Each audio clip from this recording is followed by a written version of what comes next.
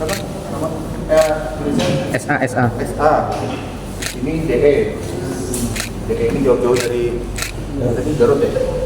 Garut katanya cuma mau jalan-jalan saja. Jauh kali jalannya. Sampai bawah. Kalian tahu itu salah?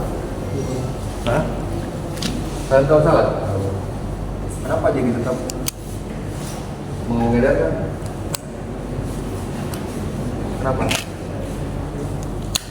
Anggota lokal Satres Narkoba melakukan penggerebekan buku yang di dalamnya terdapat ketiga tersangka.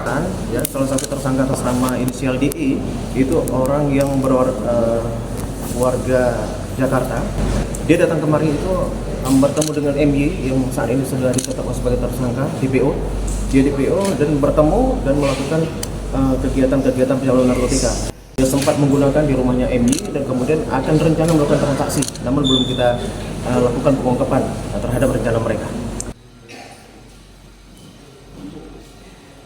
Sabu sebanyak lebih kurang 900,24 gram. Itu barang bukti yang diperoleh dengan cara secara bersama-sama di antara hubungan satu tersangka dengan tersangka yang lain. Ya, barang bukti itu awalnya dibawa oleh MY. MY karena telah melarikan diri, ya, sebagai DPO, maka kita tidak ketahui dari mana sumber barang itu secara jelas, masih butuh penyelidikan.